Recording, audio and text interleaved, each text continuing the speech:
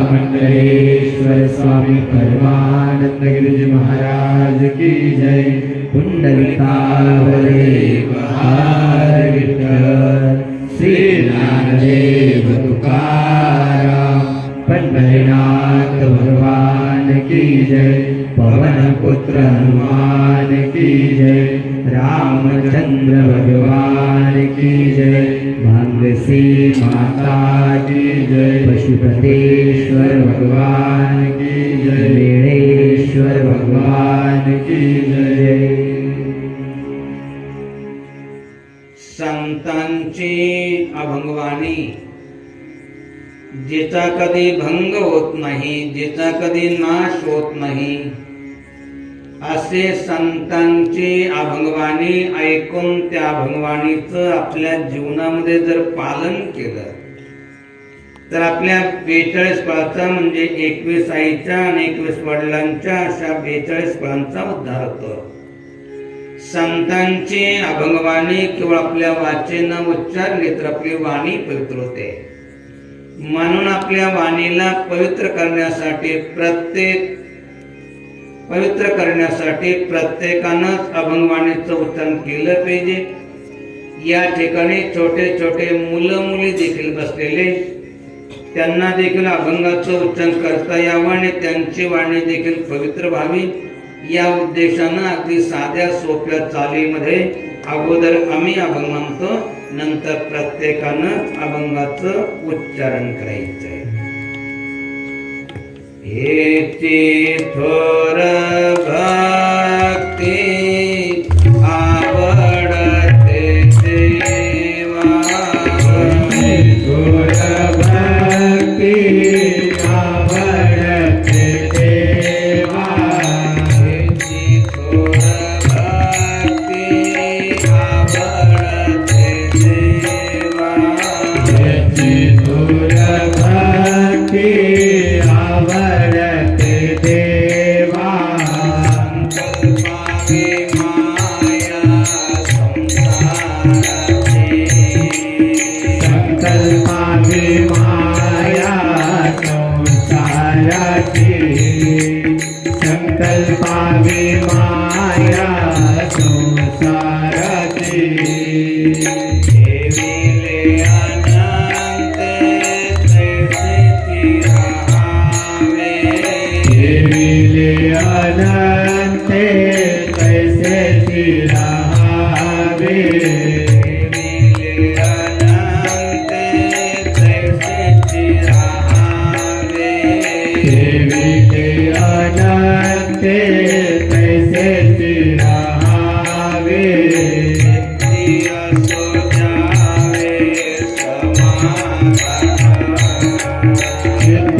असो जावे समाधान सिद्धिया सुजावे समाधान सिद्धिया सुजावे समाधान पाहिल्या उद्वेग दुःखाची केवळ पाहिल्या उद्वेग दुःखाची केवळ पाहिल्या उद्वेग दुःखाची केवळ पाहिल्या उद्वेग दुःखाची केवळ गणित फळ संचिताचे भोगनिते फळ संचिताचे तुका म्हणे घालो तयावरी भार तुका म्हणे घालू तयावरी भार तुका म्हणे घालो तयावरी भार तुका म्हणे घालू तयावरी भार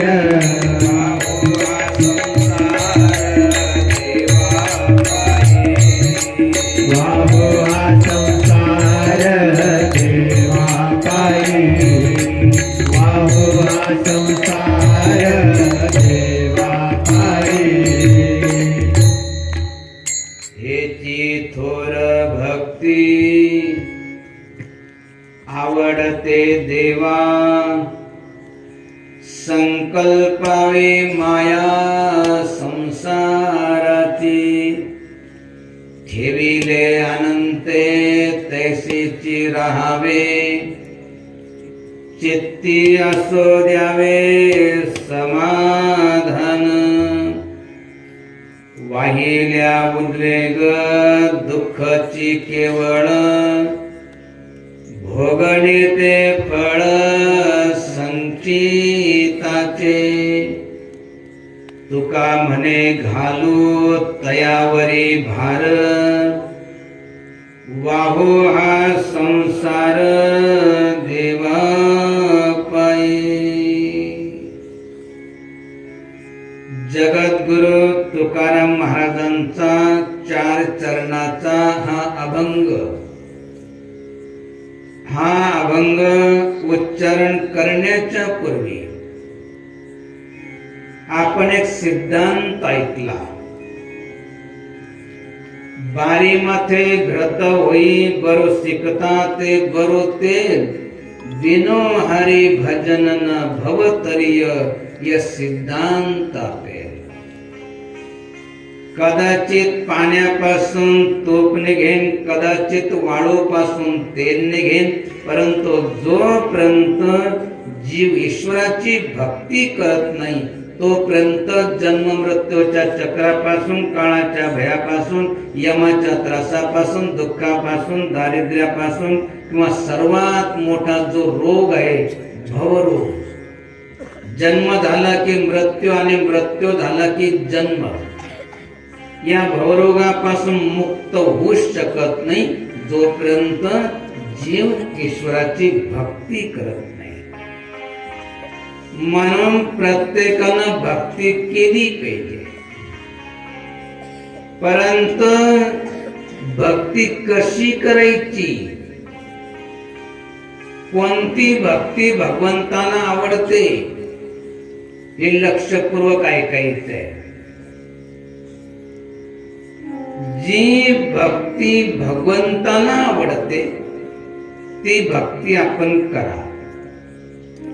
भगवंताला कोणती भक्ती आवडते पहिल्या चरणामध्ये जगद्गुरु तुकाराम महाराज म्हणतात हेची थोर भक्ती आवडते देवा हेची थोर भक्ती आवडते देवा हेची थोर भक्ती आवडते देवा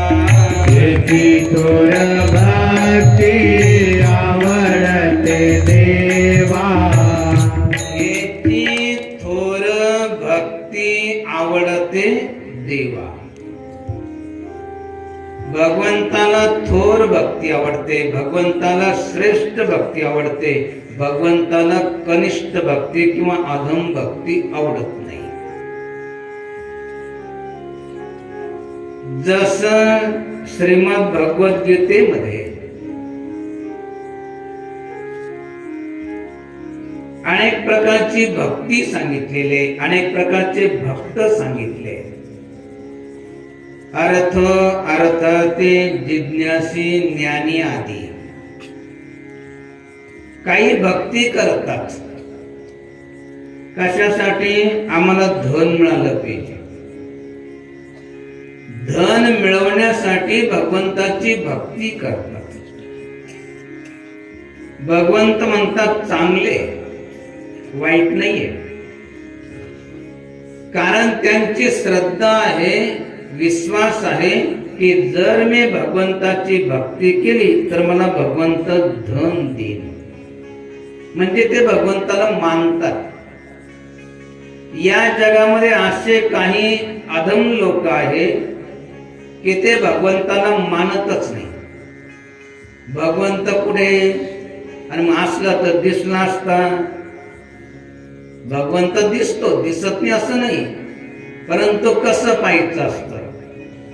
संतांनी सांगितलं की विश्वी विश्वंभर पाहे ज्ञान दृष्टी. ज्ञानाच्या दृष्टीनं भगवंत दिसतो. ज्यांना ज्ञान दृष्टीने त्यांची अवस्था कशी आहे? जसा आंधळा, जन्मजात आंधळा, दिवस कसा उगतो, कसा मावळतो, कसा असतो काही माहित नाही. कारण जन्मजात आंधळा आहे, त्यानं कधी बघितलंच नाही. तस जो ज्ञानानंद आहे त्याला भगवंत दिसत नाही आणि तो भगवंताला मानतही नाही, जाणण्याचा प्रयासही करत नाही. भगवंत म्हणतात कोणी जर माझी भक्ती जर धन प्राप्तीचे इच्छा करत असेल तरी ठीक आहे. ठीक आहे म्हणजे चांगलं असं नाही, ठीक आहे. काही एखादा रोग झाला, असाध्य रोग, तर तो भगवंताची भक्ती करतो की माझा जो हा रोग आहे तो रोग निवृत्त झाला पाहिजे, याच्यासाठी भक्ती करतो. भगवंत म्हणतात ठीक आहे. काही जिज्ञासू असतात, खरोखरच भगवंत आहे का? आणि आहे तर मग त्या भगवंताला पाहायचं कसं याची जिज्ञासा असते आणि जिज्ञेसे पोटी तो भक्ती करतो. आणि जो ज्ञानी आहे भगवंत म्हणतात तो तर माझा आत्मा आहे, त्याला धनाशी काही घेणं नाही, तो रोग निवृत्त होण्यासाठी भक्ती करत नाही. भगवंत आहे किंवा नाही असे त्याच्या मनामध्ये शंका देखील नाही. सांगायचं तात्पर्य अशा प्रकारे अर्थो अर्थार्थी जिज्ञासू भक्त ठीक आहे. परंतु भगवंताला कोणता भक्त आवडतो, कोणती भक्ती आवडते, हेची थोर भक्ती आवडते देवा. भगवंताला थोर भक्ती आवडते. अशी जी थोर भक्ती आवडते ती भक्ती करा. आता भक्तांना भगवंत आवडतो, काहीतरी त्यांना घ्यायचं असतं म्हणून आवडतं. परंतु भगवंताला तो भक्त आवडतो का, ती भक्ती आवडते का, हे आपण बघितलं पाहिजे. जर एक उदाहरण द्यायचं म्हटलं तर वासराला गाय आवडते, तशी गोचडाला खूप आवडते. बघा ते गोचड आपण जर तोडून त्याला लांब फेकून दिलं ना परत ते गायीकडे येतं, कारण त्याला गाय आवडते. पण त्या गायीला गोचड नाही आवडत. तसे काही भक्त गोचडासारखे त्यांना भगवंत आवडतो, परंतु भगवंताला ते आवडत नाही. असं गोचणासारखे होऊ नका, वासनासारखे व्हा. गायीला वासरू आवडतं आणि वासराला गाय आवडते. अशा प्रकारे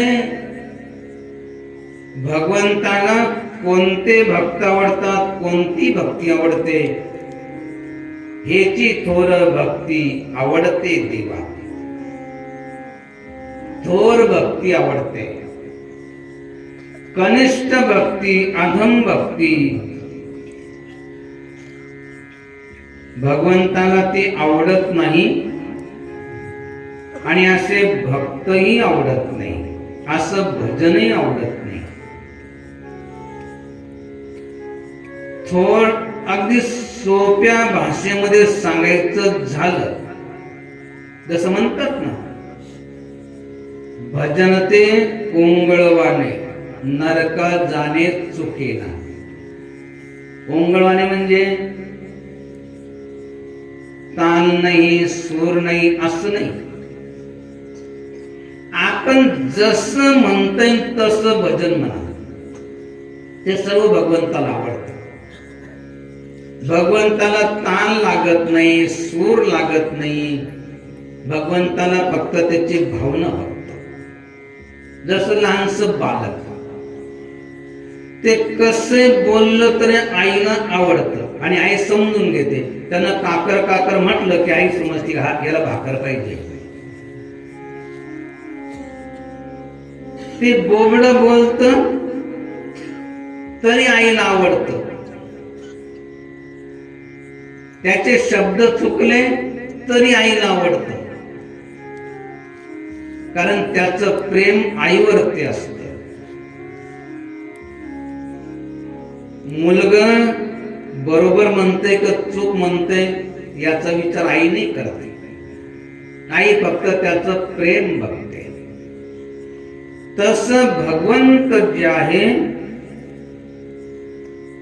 भक्ताचं प्रेम बघतो, त्याची श्रद्धा बघतो, त्याची भावना बघतो. अशा प्रकारे भजन ते ओंगळवाने नरका जाणे चुकेना. भजन कसं करा, भक्ती कशी करा. काही काही भक्ती करतात आणि नरकाला जातात. आपल्या सर्वांना हात जोडून विनंती आहे की आपण भक्ती करून नरकाला जाऊ नका. आपण म्हणून आत्ताच तर ऐकलं आम्ही की जो भक्ती करतो तो जन्म मृत्यूच्या चक्रापासून, काळाच्या भयापासून, यमाच्या त्रासापासून मुक्त होतो. आणि आता म्हणतात भजन करून काही काही नरकाला जातात. कसे जातात? कसं भजन करणारे जातात? तर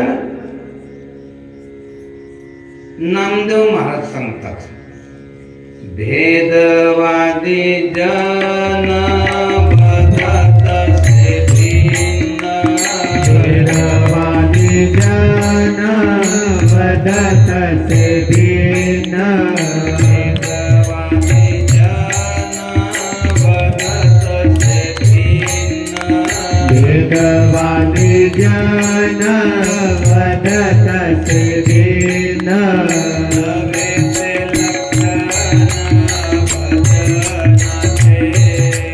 नव्हे ते लक्षण भजनाचे, नव्हे ते लक्षण भजनाचे.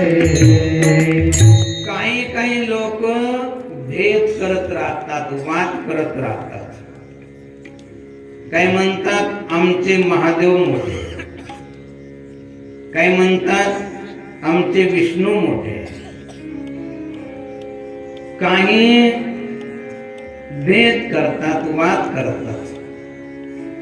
काही संन्यासाचा द्वेष करतात, काही वारकऱ्याचा द्वेष करतात. काही शिवाची भक्ती करतात परंतु विष्णूचा द्वेष करतात. अशा प्रकारे ते भेद करतात तर ते भगवंताला आवडत नाही, ते नरकाला जातात. केली जैसी भक्ती शैव का वैष्णव, केली जैसी भक्ती शैव का वैष्णव, केली जैसी भक्ती शैव का वैष्णव, केली जैसी भक्ती शैव का वैष्णव,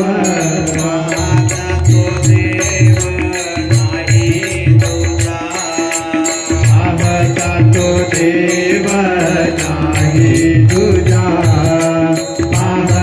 तो देव नाही तुझा. सर्वांना हात जोडून विनंती आहे की शिवाची किंवा विष्णूची, शिवाचे भक्त किंवा विष्णूचे भक्त यांच्यामध्ये वाद करू नका, यांच्यामध्ये भेद करू नका, त्या कुणाचीही निंदा करू नका. कारण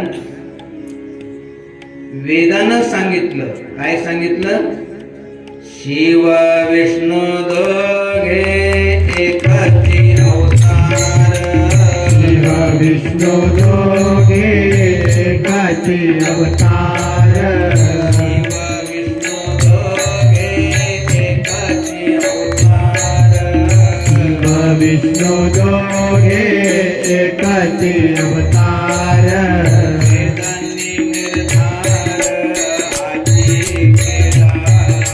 वेदांनी निर्धार हाती केला, वेदांनी निर्धार हाती केला. केली जैसी भक्ती शैव का वैष्णव, पाहता तो देव नाही दुजा, शिव विष्णू दोघे एकच अवतार, वेदांनी निर्धार हाती केला. आपण काय करा? जी भक्ती भगवंताला आवडते ती भक्ती आपण करा.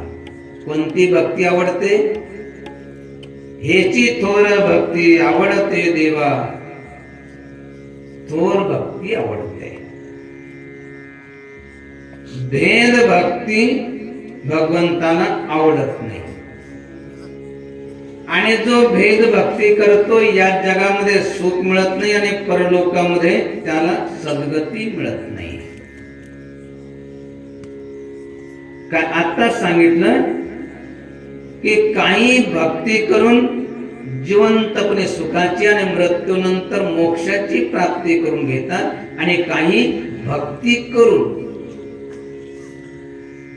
जिवंतपणे दुःखाची आणि मेल्यानंतर नरकाची प्राप्ती करून घेतात. मग चांगल्या गतीला कोण जातात? जे थोर भक्ती करतात. आणि अधोगतीला कोण जातात? जे भेद भक्ती करतात. जसं विष्णूशी भजला शिव दुरावेला, विष्णूशी भजला शिव दुरावेला, विष्णूशी भजला शिव दुरावेला, विष्णूशी भजला शिव दुरावेला, अधपात झाला अधपात झाला तया नरा, अधपात झाला तया नरा. विष्णूची भजन करतो, विष्णूचं भजन करतो पण शिवाचं भजन नाही करत. विष्णूशी भजला शिव दुराविला, अधपात झाला तया नरा. किंवा शिव पूजा करे विष्णूशी अवेरी, शिव पूजा करे विष्णूशी अवेरी, शिव पूजा करे विष्णूशी अवेरी, शिव पूजा करे विष्णू नभेरी दयाची घरी यमनाचे दयाची घरी यमनाचे दयाची घरी यमनाचे शिव पूजा करी विष्णू सियाभेरी तयाची घरी यमनांदे. सांगायचं तात्पर्य थोर भक्ती श्रेष्ठ भक्ती करायची असेल तर 55 देवतापैकी कोणत्याही एका देवाचं भजन पूजन जरूर करा, परंतु दुसऱ्या देवाची निंदा करू नका. या 55 देवतापैकी एका जरी भगवंताचं चिंतन स्मरण भजन केलं तर त्याच्यावर ते पाचीचे पाची देवता प्रसन्न होतात. गणेश भगवान, शिव भगवान, विष्णू भगवान, सूर्य भगवान आणि माता जगदंबेचे जेवढे रूप असेल या 55 देवतापैकी कोणत्याही एका देवताची आपण जर पूजन केलं भक्ती केलं तरी ते सर्वचे सर्व देवता आपल्यावर ते प्रसन्न होतात. परंतु एका देवताचे भजन पूजन करायचं आणि दुसऱ्या देवताचं निंदा करायची यानं मात्र घोर नरकाला जात.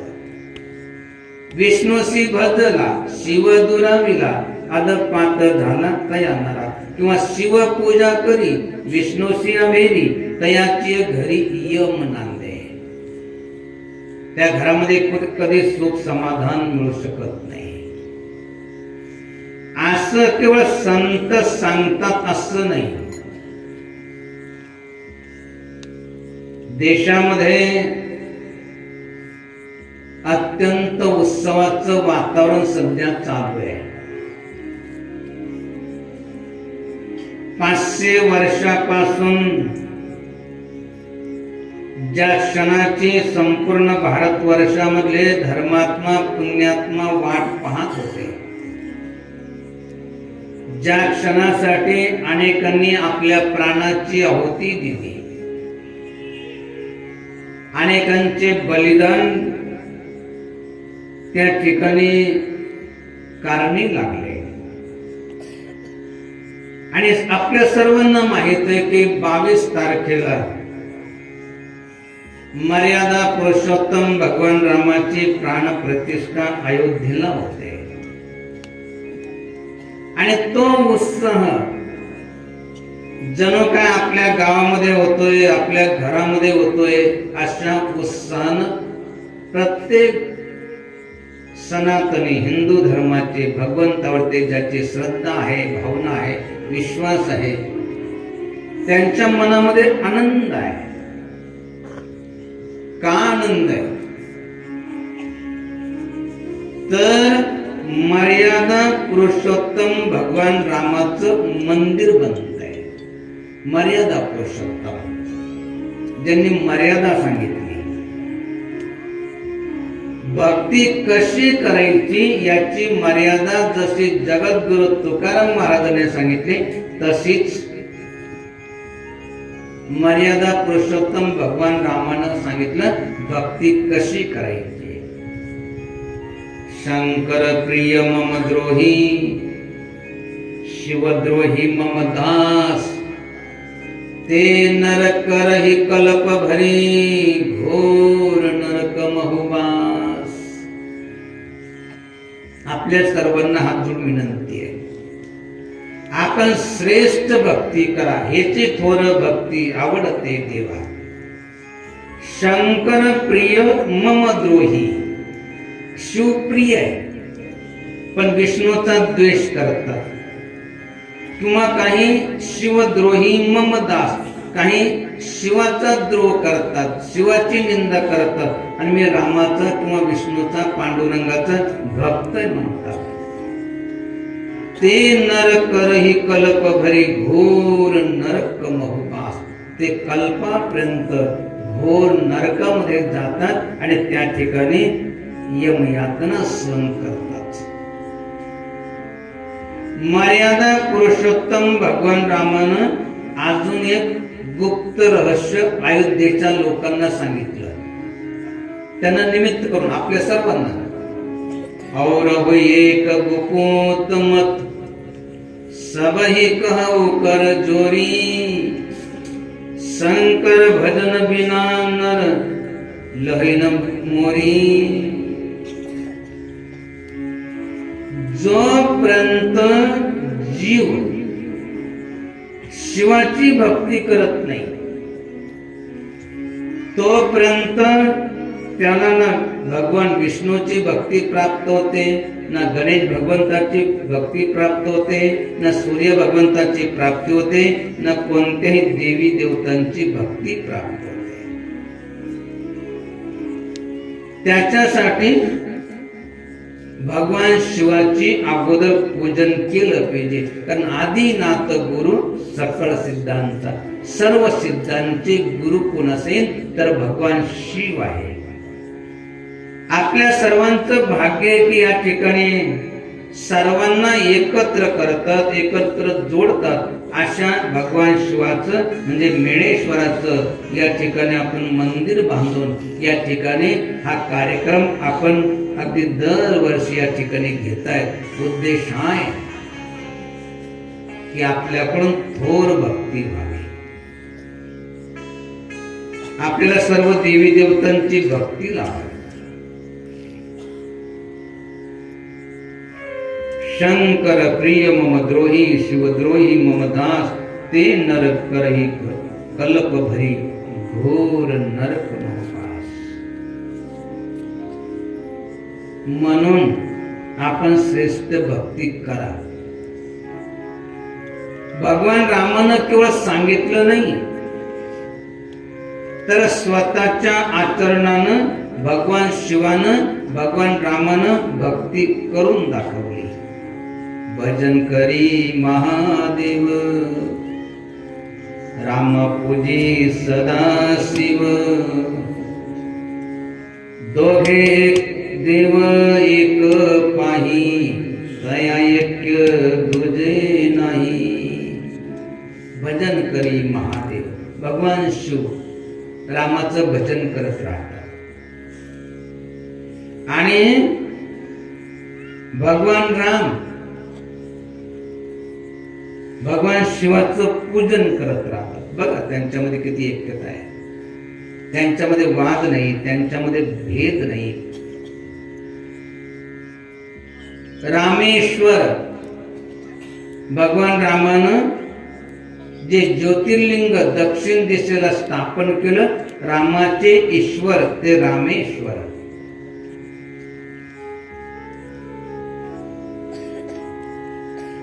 जे रामेश्वर दर्शन करही ते तनु तजी मम लोक सिधारही. भगवान राम सांगतात की माझे जे देवता आहे, माझे जे आराध्य देव आहे कोण, भगवान शिव, त्यांचं दर्शन जरी केलं तर ते मेल्यानंतर माझ्या धामाला येऊन पोहोचतात. आणि जो गंगा जल आणू चढई सो सायुज्य मुक्ती नर पायी. गंगा जल जर समजा गंगोत्री पासून गंगा जल तिथून घेतलं आणि रामेश्वराला चढवलं तर त्याला सायुज्य प्राप्ती होते. सांगायचं तात्पर्य की अशी भक्ती आपण करा. आणि अशी भक्ती कशी करायची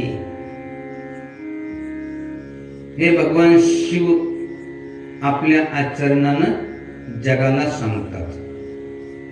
हरिहर एक रूप गुणशीला, करत स्वामी सेवक की लीला. रहते दो पूजत पूजवावत, पूजा पद्धति सब नहीं सिखावत. मारुति बन हरि सेवा कीधी, रामेश्वर बन सेवा लिधी. भगवान शिव स्वतः या जगामध्ये हनुमंताच्या रूपानं आले आणि भक्ती कशी करायची हे जगाला शिकवलं. म्हणून जगद्गुरु तुकाराम महाराज हनुमंताला प्रार्थना करतात की शरण शरण जी हनुमंता तुम्हा आलो रामदूता काय भक्तीच्या त्या वाट मज धावाव्या सुवटा. हे हनुमंता भक्ती कशी करायची हे आपण सांगा. आणि अशा प्रकारे हनुमंतानं जगद्गुरु तुकाराम महाराजांना भक्ती कशी करायची ते सांगितलं. आणि ते ऐकल्यानंतर जगद्गुरु तुकाराम महाराज पहिल्या चरणामध्ये म्हणतात, हेची थोर भक्ती आवडते देवा, हेची थोर भक्ती आवडते देवा, हेची थोर भक्ती आवडते देवा, हेची थोर भक्ती आवडते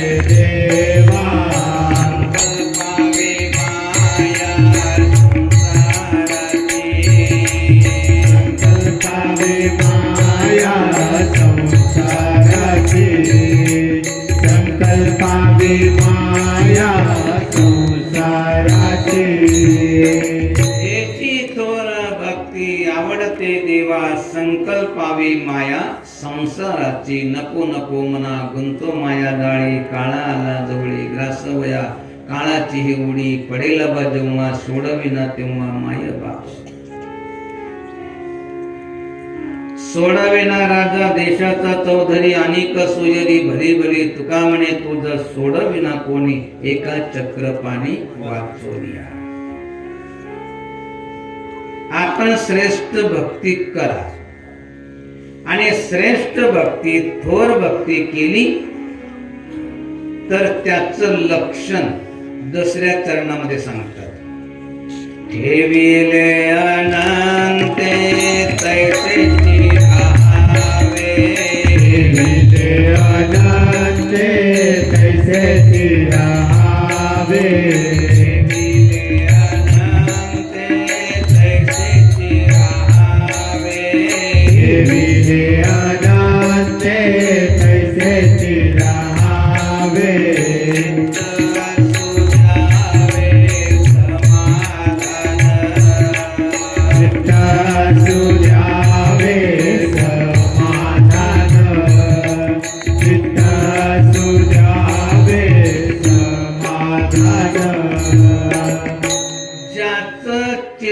समाधान असेल, ज्याच्या चित्तामध्ये समाधान असेल, समजायचं की काही ना काही भक्तीचं लक्षण ती भक्ती या जन्मामध्ये केली असेल किंवा मागच्या जन्मामध्ये केली असेल तर त्याचं लक्षण त्यांच्या अंतःकरणामध्ये दिसतं की त्याला समाधानाची प्राप्ती होते.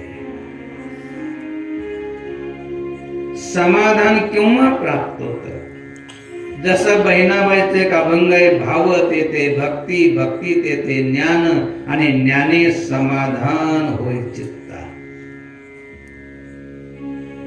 आज बऱ्याचशा लोकांच्या मनामध्ये समाधान नाहीये. जसं आपल्या सर्वांना माहित आहे की भांगशी मातेचा गड हा शहराला लागू नाही.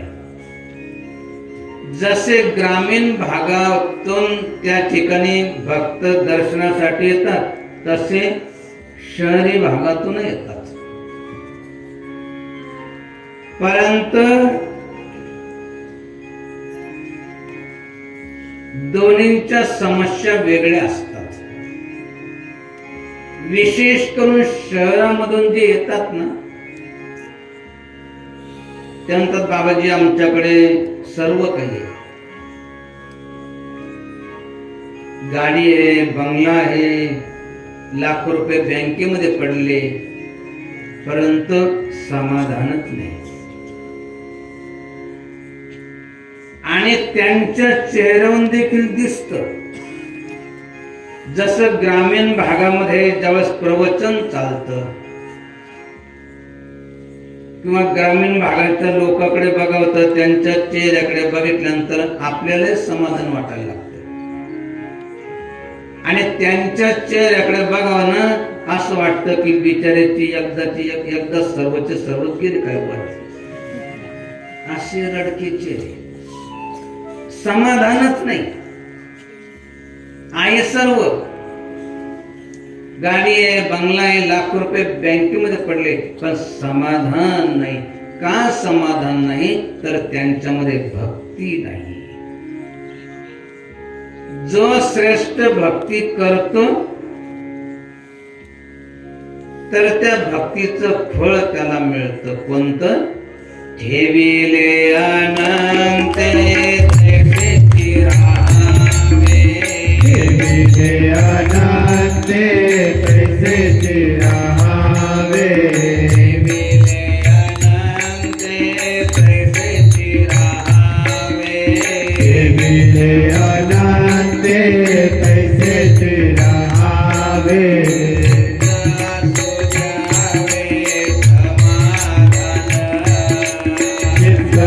सुजावे समाधान, चित्त सुजावे समाधान.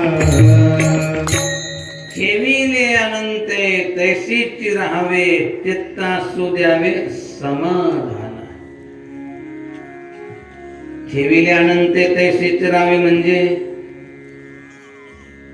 आता घरी जायचं, उद्यापासून मस्त बाजीवरती झोपायचं आणि म्हणायचं असेल माझा हरी तर दिन पलंगावर, काही देणार नाही. कारण भगवंताने नियम बनवलाय, कर्म प्रधान विश्व करी राखा, जो जस करी तस फल चाखा. मग ठेविले अनंत तैसीची राहावी, चित्तासू द्यावे समाधान. हे कशासाठी सांगितलं? एक लक्षात ठेवा, जीवनामध्ये जे काय मिळतं, कळतं ना लहान मुलांना, जे काय मिळतं त्याचे 3 कारणे प्रत्येकानं लक्षपूर्वक ऐकायचे. आपल्याला जे काय मिळतं त्याचे 3 कारणे. पुरुषार्थ पूर्वकरम, परमेश्वर प्रधान, तुलसी तैरत सरिसही सबही का जन्मा. एक कारण आहे पुरुषार्थ, प्रयत्न करावा लागेल. प्रयत्नेविन कार्य झाले, जेविल्याविन पोट भरले, ज्ञानेविन मुक्त झाले, हे तो घडेना. प्रयत्न केल्याशिवाय कोणतंही कार्य होत नाही. असं नाही की मंडप आपोआप इथे येऊन लागला, आपोआप हे सर्व होतंय असं नाही. प्रयत्न करावा लागतो. जिवंत राहायचं असेल तर त्याच्यासाठी प्रयत्न करावा लागतो. जीवनामध्ये यशस्वी व्हायचं असेल तर त्याच्यासाठी प्रयत्न करावा लागतो. प्रयत्नेविन कार्य झाले, जेविल्याविन पोट भरले. जसं जेवल्याशिवाय पोट भरत नाही. आईनं बहिणीनं स्वयंपाक बनवला असेल, आपल्या मुखामध्ये घास घातला असेल, तरी देखील चावावं लागतं आपल्यालाच, गिळावं लागतं आपल्यालाच. प्रयत्न आपल्याच करावा लागतो. प्रयत्नेविन कार्य झाले, जेवल्याविन पोट भरले. जेवल्याशिवाय पोट भरतच नाही. जसं बोलाची चक, बोलाचा चक भात, बोलाची चकडी, बोलाचा चक भात, बोलाची चकडी, बोलाचा चक भात, बोलाची चकडी, बोलाचा चक भात, बोलाची चकडी. देवनिया कोण तृप्त झाला, देवनिया कोण तृप्त झाला, देवनिया कोण तृप्त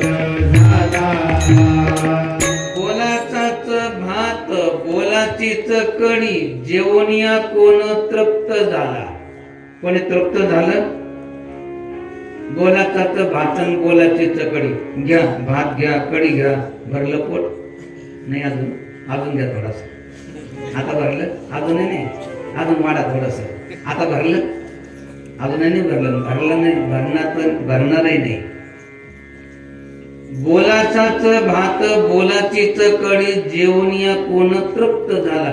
सांगायचं तात्पर्य प्रयत्नेविन कार्य झाले, जेविल्याविन पोट भरले, ज्ञानेविन मुक्त झाले हे तो घडीना. पुरुषार्थ करावा लागेल. केवळ पुरुषार्थनच प्राप्त होत असं नाही. बघा काही काही किती सकाळपासून संध्याकाळपर्यंत अगदी गाढवासारखं संसाराचा भार वहन करतात, परंतु काही मिळत नाही. काय मिळत नाही? दुसरं कारण आहे पूर्वकर्म.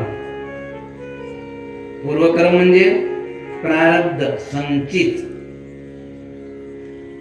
प्रारब्धे जोडे धन, प्रारब्धे वाढे मान, प्रारब्धे पुत्रकांत जन, प्रारब्ध अन्न आच्छादन. काही प्रारब्धानं मिळत. आई वेळेत मिळाले प्रारब्धानं. लहान मुलांना कळतंय ना, आई वडील कशी मिळाले? प्रारब्धानं, संचितानं. मागच्या जन्मामध्ये जसं पूर्व कर्म केलं त्या प्रमाणात.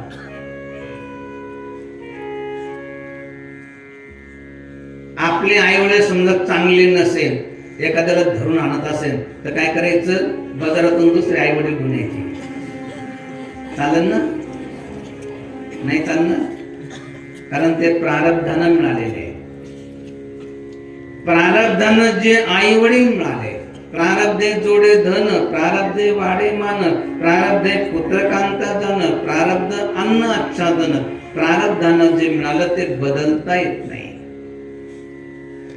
पुरुषार्थ पूर्वकर्म परमेश्वर प्रधान. आपल्याकडे प्रारब्ध तेवढं नसेल, पुरुषार्थ तेवढा नसेल, मग ईश्वराची भक्ती करा. ईश्वराची भक्ती केली, भले आपल्या प्रारब्धात नसेल, तेवढा पुरुषार्थ नसेल, परंतु भगवंत आपल्याला देईन. तर त्याच्यासाठी प्रारब्ध ठेविले अनंते तैसीची राहावे, चित्त असू द्यावे समाधान. जे का आपल्याला पती मिळाला असेल, पत्नी मिळाली असेल, धन मिळालं असेल, मुलबाळ मिळालं असेल, हे प्रारब्ध. दुसऱ्याचा मुलगा मुलगी किती चांगली असेल तर त्यांना आपल्याला घेऊन आपले त्यांना देता येत नाही, कारण ते प्रारब्धानं आपल्याला प्राप्त झालेले आहे. म्हणून प्रारब्धाच्या बाबतीत ठेविले अनंते तैसीची राहावे, चित्त असू द्यावे समाधान. आणि समाधान वृत्ती जर नाही ठेवली तर काय होतं? तिसऱ्या चरणामध्ये सांगतात, वाहिल्या उद्वेग दुःखाची केवळ, वाहिल्या उद्वेग दुःखाची केवळ, वाहिल्या उद्वेग दुःखाची केवळ, वाहिल्या उद्वेग दुःखाची केवळ,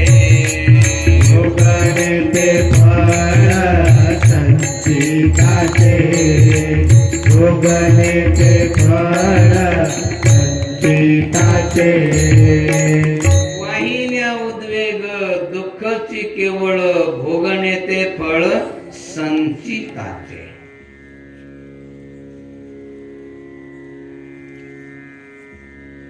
काही काही पुरुषार्थ तेवढा नाही, भगवंताची भक्ती त्यांच्याकडे मध्ये नाही, आणि इच्छा असते की आम्हाला सर्व काही मिळालं पाहिजे. त्याच्यासाठी छल बल कपट जेवढं करते तेवढं करतात, आणि इच्छा प्राप्त करतात की आम्हाला हे मिळालंच पाहिजे. जसे कौरव त्यांना दुःख प्राप्त झालं, ते तर मेले, अनेकांना घेऊन मेले. का मेले?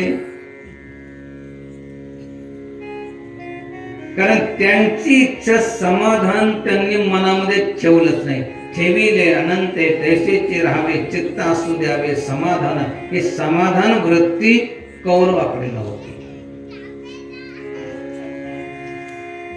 जस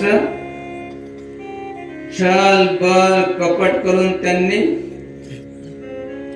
पांडवांचं अर्ध राज्य त्यांच्या भागाचं जे होतं ते जिंकून घेतलं.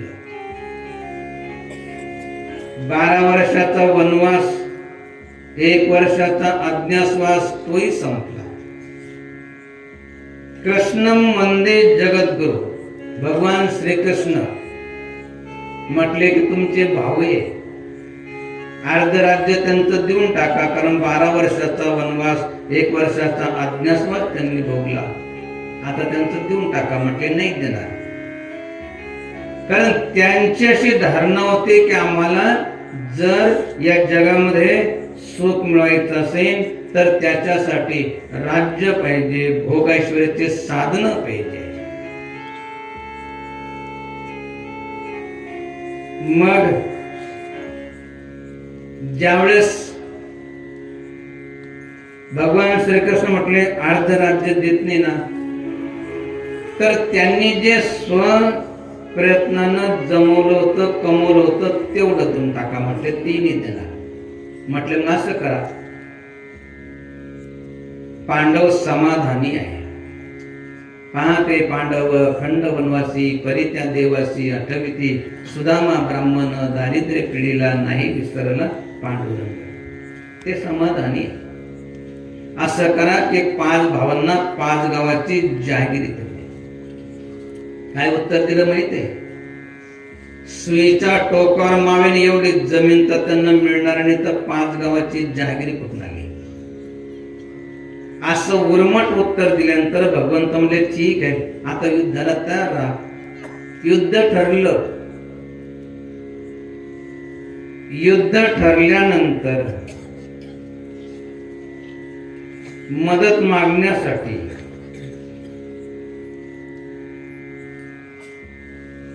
द्वारकेमध्ये गेले. अर्जुनही गेला आणि दुर्योधनही गेला.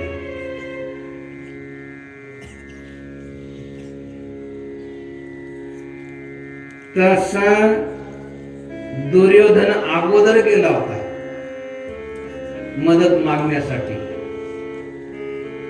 की कदाचित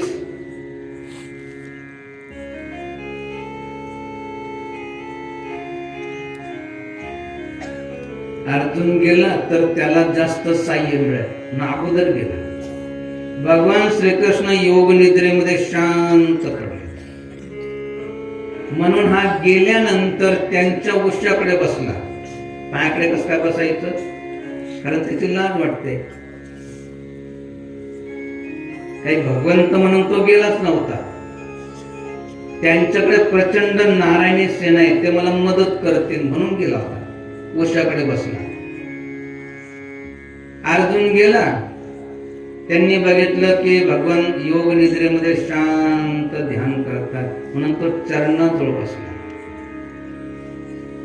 काहींना बसायचं कुठं ते कळत नाही. तो चरणाजवळ बसला. भगवान श्रीकृष्ण जसे उठले तर समोर दृष्टी गेली अर्जुनाकडे. म्हटले अर्जुन केव्हा आला? दुर्योधन म्हटलं मला विचारा अगोदर, मी अगोदर आलो, मला पहिले विचारा. म्हटले पण पहिले मी तर अर्जुनाला बघितलं. म्हटले ठीक आहे, तुम्ही आले कशासाठी? म्हटले युद्ध ठरलेलं आहे आणि आपल्याकडे मदत मागण्यासाठी आलेले आहे. भगवान श्रीकृष्ण म्हटले की 2 प्रकारची मी मदत देऊ शकतो. एका बाजूला माझी प्रचंड नारायणी सेना राहील आणि दुसऱ्या बाजूला मी राहीन, परंतु हातामध्ये शस्त्र धारण करणार नाही. कोणती मदत कोणाला पाहिजे? अर्जुन लहान आहे आणि अगोदर बघितलं, त्यांना अगोदर मागायचं आहे. अर्जुन मागितलं की तुम्ही भले हातामध्ये शस्त्र धारण करू नका, परंतु माझ्या पक्षाला राहा. आणि दुर्योधनाला तर तेच पाहिजे होतं. प्रचंड नारायणी सेना घेतली आणि ज्यावेळेस युद्ध सुरू झालं तर त्यावेळेस काय झालं की मोठे मोठे सेनानी, ही विडंबना आहे मोठी, ज्यांनी लाक्षागृहामध्ये जाळून मारण्याचा प्रयास केला होता पांडवांना आईसर, सर्वांना माहित होत.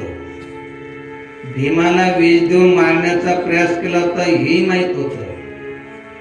भर सभेमध्ये द्रौपदीचं वस्त्रहरण करण्याचा प्रयास केला होता हेही माहित होत.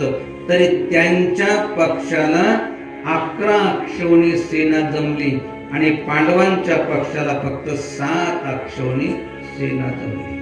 लक्षात ठेवा, दुर्योधनाच्या बाजूला जास्त लोक त्यावेळेस होते, आता आहे आणि पुढे तेच राहणार आहे. दुर्जन त्यांच्या पक्षाला जादा राहतात, सज्जनाच्या पक्षाला कमी राहतात. परंतु जय होतो सज्जनाचा, धर्मात्मांचा, पुण्यात्मांचा आणि ज्यांच्या पक्षाला भगवंत असेल त्यांचा जय होतो. अधार्मिक कितीही जमू द्या, त्यांचा कधी जय आतापर्यंत झालेला नाही आणि होणारही नाही. संख्या खूप असते त्यांची, पण जय नाही होत, त्यांना जय नाही मिळत. संख्या भले कमी असेल, 5च पांडव होते आणि ते 100 कौरव होते, त्यांच्या पक्षाला जास्त जमले.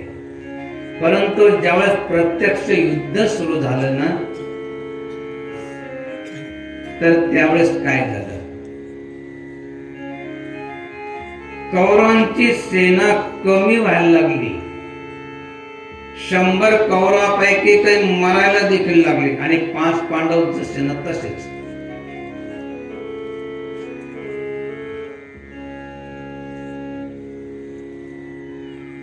कारण काय, त्यांनी आपला भार भगवंतावर सोपवला होता. रथ जो सारथी असतो तो अत्यंत महत्वाचा असतो. रथ कुठे न्यायचा आणि संकट आलं तर तिथून बाजूला कसा घ्यायचा हे रथी जाणतो, रथ चालवणार. भगवान श्रीकृष्ण हे करत होते. कशामुळं, तर त्यांची सैन्य कमी व्हायला लागली म्हणून एक दिवस त्यांच्या मनामध्ये क्रोध निर्माण करण्यासाठी दुर्योधन भीष्म पितामह म्हटलं की पितामह तुम्ही आता वृद्ध झालेले, तुमच्याकडून आता युद्ध होत नाही, तुम्ही काय करा, गंगा तटावरती जा आणि तिथं भजन करत बसा. जसं एखाद्या शूराला जर म्हटलं की बांगड्या भर, तर बांगड्या भरतो का? चांगलं जर समजा पैलवान आहे, कुस्ती खेळायची आणि त्याला म्हणा भर बांगड्या, तो का बांगड्या भरण का? मग त्याच्या मनामध्ये क्रोध निर्माण होतो, मी करून बांगड्या भरतो, बघतो आता तुला जिंकतो. अशा प्रकारे त्यांच्या मनामध्ये क्रोध कसा निर्माण होईल, कारण ज्याच्या मनामध्ये क्रोध निर्माण होतो तो आवेश मध्ये येतो. सांगितलं की तुम्ही पक्षपाती आहात, खाता आमचं, राहतात आमच्या बाजूनं आणि तुम्हाला असं वाटतं की पांडवांचा जे झाला पाहिजे. म्हटलं दुर्योधना, अरे मी मनापासून लढतोय, परंतु त्या पक्षाला भगवान श्रीकृष्ण आहे. म्हटले असू द्या, ते तर हातामध्ये शस्त्र धारण करत नाही. आपल्या पक्षाला तुम्ही इच्छा मरणी, जेव्हा इच्छा होईल तेव्हा मरतील. द्रोणाचार्य, भीष्माचार्य, कृपाचार्य आपल्या बाजूला सर्व आपले सर्व असताना आणि अश्वत्थाम्यासारखा चिरंजीवी, ज्याला मृत्यू नाही, असं असताना देखील आपण हरतोय. त्याचं एकच कारण आहे की तुमच्या मनामध्ये द्वेष आहे. तुम्हाला असं वाटतं की पांडव जिंकावे. म्हटले तसं काहीच नाही. ठीक आहे, तुझी इच्छाच आहे ना, तर मी आज प्रतिज्ञा करतोय की उद्या एकतर पांडव राहतील किंवा भीष्म पितामह राहतील. ती बातमी सर्व सैन्यामध्ये पसरली की भीष्म पितामहानं प्रतिज्ञा केली की एकतर पांडव राहतील किंवा भीष्म पितामह राहतील. ती बातमी ज्यावेळेस पांडव पक्षामध्ये गेली तर त्यांना असं वाटलं की बस उद्या तर पांडव राहणारच नाही. कौरवांना असं वाटलं की बस जिंकलो आपण आता, कारण भीष्म पितामह इच्छा मरणे ते मरणारच नाही. संध्याकाळी भगवान श्रीकृष्ण आले, कारण संध्याकाळी युद्ध बंद व्हायचं. ते आले तर सर्वांना अगदी जणू काय आजच मृत्यू झाला या भावनेनं अगदी सर्व दुःखी होऊन बसले होते. भगवान श्रीकृष्ण म्हटले की अरे काय झालं, एवढं दुःखी का बरं बसले? म्हटले तुम्हाला नाही माहित? म्हटले काय झालं नेमकं? म्हटले भीष्म पितामहानं प्रतिज्ञा केली की एकतर उद्या भीष्म पितामह राहतील किंवा पांडव राहतील, दोघांपैकी एकच राहतील. भगवान श्रीकृष्णानं ती वाणी ऐकली आणि ते देखील अगदी शांतपणे हताश होऊन खाली बसले. पांडव म्हटले की कृष्ण, तू जर असं निराश होऊन बसला तर आमचं काय व्हायचं? आम्ही कुणाच्या भरोश्यावर युद्ध करायचं? म्हटलं पण आता करायचं काय? ती भीष्म पितामहाची प्रतिज्ञा आहे. उद्या एकतर पांडव राहतील किंवा भीष्म पितामह राहतील. तर उद्या काय पांडव या जगामध्ये राहणार नाही. लोक हेच म्हणत राहतील की ज्यांनी भगवंतावरती आपला सर्व भार सोपवला त्यांचा पराजय झाला, आणि जे अनितीनं वागले, भगवंताचं साह्य घेतलं नाही, ते विजय झाले. असाच इतिहास पुढे या ठिकाणी सांगत राहतील. म्हणजे तसं इतिहास तर होणं चांगलं नाही. म्हटले काम करा. म्हटले काय काम करायचं? संध्याकाळ झाली होती, म्हणजे जवळजवळ रात्र होत आली होती, आणि अशा वेळेस भगवान श्रीकृष्णानं सांगितलं की द्रौपदीला माझ्या सोबत पाठवायचं. म्हणजे ठीक आहे. भगवान श्रीकृष्ण पुढे चालायला लागले आणि द्रौपदी त्यांच्या पाठीमागे चालायला लागले. अंधारामध्ये चालत राहिले. द्रौपदी म्हटले की कृष्ण, अरे कुठं जायचं आणि काय करायचं? मी अगदी थकून गेलेले, आता पाय उचलल्या जात नाही. पायातल्या वाहनाच्या आता खूप जड वाटायला लागल्या. भगवान श्रीकृष्ण म्हटले आता थोडस राहिलेले, त्या वाहना लागल्यास माझ्याकडे दे. त्या वाहना घेतल्या आणि कळ लागली तर त्या आपल्या डोक्यावर त्या द्रौपदीच्या वाहनात आपल्या डोक्यावर ते घेतल्या. रात्र जवळजवळ संपून जायची वेळ आली. पहले प्रहर में सब कोई जागे, दूसरे प्रहर में भोगी, तीसरे प्रहर में तस्कर जागे, चौथे प्रहर में योगी. ब्रह्म मुहूर्त व्हायची पाळी आली. चालता चालता कौरवाच्या शिबिरापर्यंत पोहोचले, आणि भगवान श्रीकृष्णानं द्रौपदीला सांगितलं की द्रौपदी, समोर जो एक तंबू दिसतोय ना, तो भीष्म पितामहाचा आहे. ते आता त्या ठिकाणी ध्यानस्थ बसले. कसे लोक होते त्यावेळेस, एकमेकाचा जीव घेण्यासाठी त्या ठिकाणी आलेले. तरी परंतु सकाळच्या ब्रह्म मुहूर्तामध्ये भगवंताचं चिंतन करतायत. सर्व चिंता सोडून मरण्याची चिंता. उद्या काय होईल काही सांगता येत नाही. कौन मरेगा कौन जिएगा न जाने कल क्या होगा, अशी अवस्था असताना देखील ते शांतपणे भगवंताच्या चिंतनामध्ये तल्लीन झाले होते.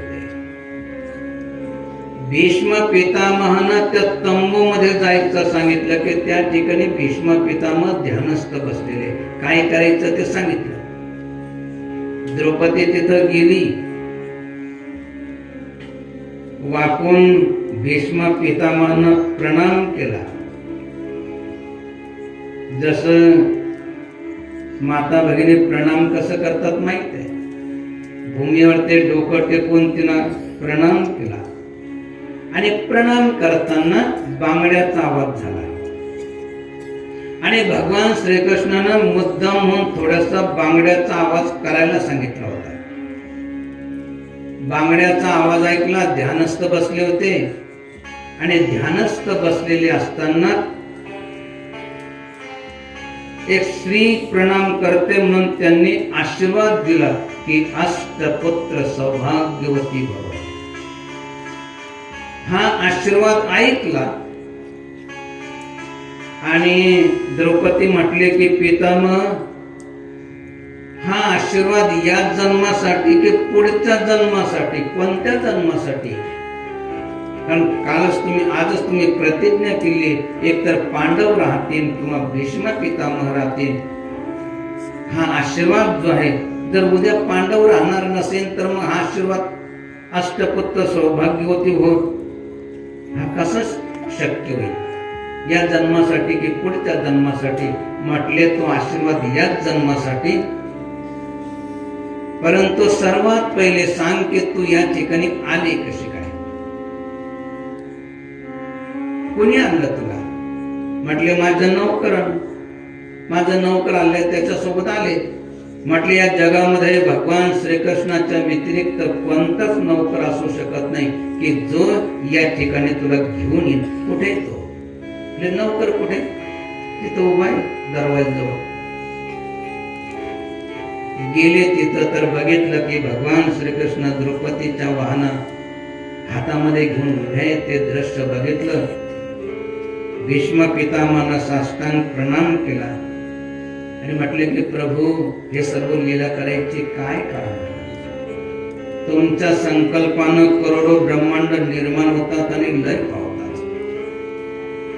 म्हटले ते ठीक आहे, परंतु तुम्ही प्रतिज्ञा केलेली आहे उद्या एकतर पांडव राहतील किंवा भीष्म पितामह राहतील आणि तुम्ही ही प्रतिज्ञा केल्यामुळं जसे मला पांडव प्रिय तसे आपणही प्रिय आहात. याच्यासाठी संभ्रम माझ्या मनामध्ये निर्माण झाला. अशा प्रकारे सांगितलं की ठीक आहे, मी प्रतिज्ञा केली. माझी प्रतिज्ञा आतापर्यंत कधी असत्य ठरली नाही. उद्या माझी प्रतिज्ञा सत्य होईल. म्हणजे कशी सत्य होईल? म्हटले मी सांगितलं होतं की एकतर पांडव राहतील किंवा भीष्म पितामह राहतील. उद्या पांडव राहतील परंतु भीष्म पितामह राहणार नाही. म्हणजे कसं शक्य आहे? तुम्ही तर इच्छामरणी आहात. म्हटले मी इच्छामरणी आहे, परंतु उद्याकडे लढता लढता ज्यावेळेस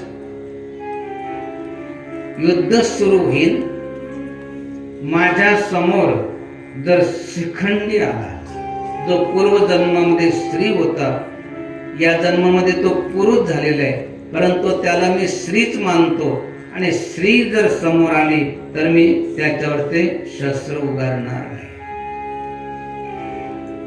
यत्र नार्यस्तु पूज्यते तत्र रमते देवता. ज्या ठिकाणी स्त्री जातीचा सन्मान केला जातो तिथं देवता रममान होतात. म्हणून शिखंडी जर समोर आला तर मी शस्त्र खाली ठेवीन आणि त्यावेळेस अर्जुनाला बाण मारायला सांगायचं, मी माझ्या इच्छेनं माझं जीवन संपवेन. अशा प्रकारे शिखंडी समोर आला. भगवान श्रीकृष्णाला सांगितल्याप्रमाणे भीष्म पितामहानं शस्त्र खाली ठेवलं आणि त्या ठिकाणी भीष्म पितामह शरपंजरी पडले आणि अशा प्रकारे पांडवांचा जय झाला. कशामुळं? त्यांनी सर्वस्व भार भगवंतावरती अर्पण केला. त्यांच्याकडे शस्त्र अस्त्र ब्रह्मास्त्र तेवढं नव्हतं, तेवढं युद्धबल नव्हतं, पण त्यांनी एकच केलं होतं की आपला भार संपूर्ण भगवंतावरती अर्पण केला होता. त्याच्यामुळं शेवटच्या चरणामध्ये जगद्गुरु तुकाराम महाराज म्हणतात, तुका म्हणे घालो तयावरी भार, तुका म्हणे घालो तयावरी भार, तुका म्हणे घालो तयावरी भार, तुका म्हणे घालो तयावरी भार,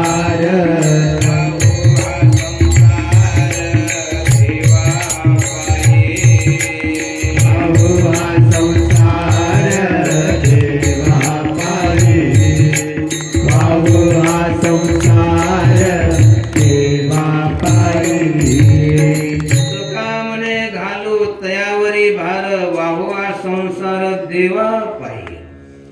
सांगायचं तात्पर्य थोर भक्ती करा, हेची थोर भक्ती आवडते देवा. संकल्पावी माया संसाराची, ठेविले अनंते तैसेची राहावे. चित्ता असू द्यावे समाधान, वाहिल्या उद्वेग दुःखाची केवळ. भोगणे ते फळ संचिताचे, तुका म्हणे घालून तयावरी भार, आणि वाहू हा संसार देवा पाहिजे. आपला संसार, आपलं कार्य, प्रयत्न जरूर करा, परंतु ज्यावेळेस आपले प्रयत्न कमी पडतात त्यावेळेस भगवंतावरती भार सोपून आपण निश्चिंत झोपून जा. असं नाही म्हणत, प्रयत्न सोडू नका. जसं भगवंताने अर्जुनाला हिने सांगितलं की तू जा, मस्त झोप घे आणि मी तुला राज्य प्राप्त करून देतो, मी लढतो. असं नाही म्हटलं. सांगितलं की लागल्यास तुझा रथ मी चालवतो, परंतु बाण तुलाच मारावं लागेल, कर्म तुलाच करावं लागेल. तसं कर्म आपण करा आणि आपल्या संसाराचा भार सर्व भगवंतावरती अर्पण करून टाका. तोच करता आणि तोच करविता, शरण तुला रे भगवंता. अशी जर भावना असली ना तर अशक्य कार्य देखील शक्य होऊन जातं. हा आमचा अनुभव आहे आणि हा आपल्या सर्वांचा अनुभव व्हावा या दृष्टीनं हे सर्व चालू आहे. माहित आहे आपल्या सर्वांना. घरातून निघालो अंगावरच्या वस्त्रानेशी, आश्रमातून निघालो अंगावरच्या वस्त्रानेशी. आज जे काय बनतंय होतंय, कधी कधी आम्हाला असं वाटतं की उगाच हे सर्व आपण उपद्व्याप करायला लागलो. नव्हतं एवढं नियोजन केलं तर बरं झालं असतं. एवढं मोठं मंदिर बांधायचं कसं होईल, एवढं मोठं गुरुकुल चालवायचं कसं होईल, एवढ्या मोठी गोशाळा चालवायची कसं होईल, असं वाटतं कधी कधी. वाटत नाही असं नाही, परंतु अशा वेळेस आम्ही काय करतो? जगद्गुरु तुकाराम महाराजांनी सांगितल्याप्रमाणे, तुका म्हणे घालू तयावरी भार, आणि वाहू हा संसार देवा पायी. हे प्रभू, तोच करता आणि तोच करविताय.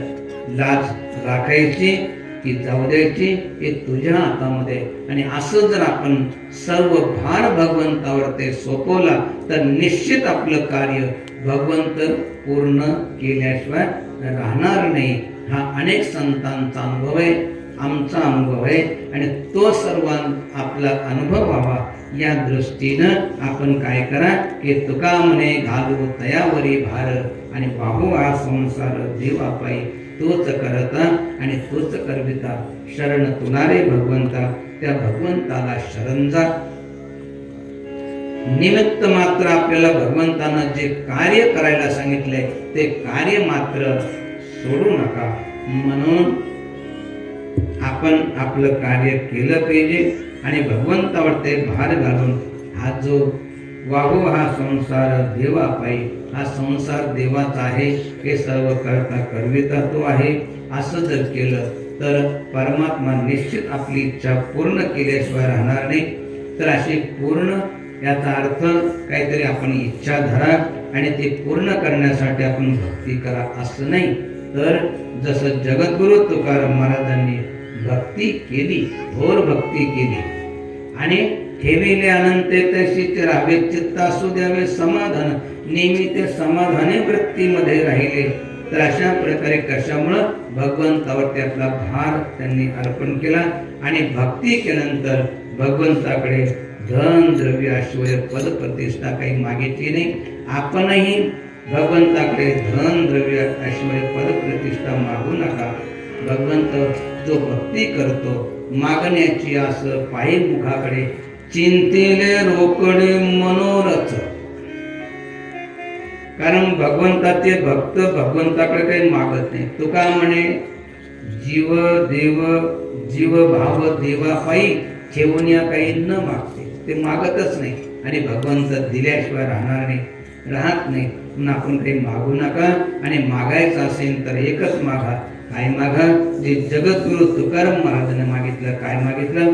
संताची या सेवा कैसा करीला हो, नामाचा आठो कैसा राही, हेची थोर चिंता लागली मनासी, निजता निद्रेशी लागे डोळा, जेवता जेवणीन लागे गोड धड, वाटते कपड विषय सुख, ऐश्या संकटी पाव कृपानिधी, आणि लावी संतपदी प्रेम भावे.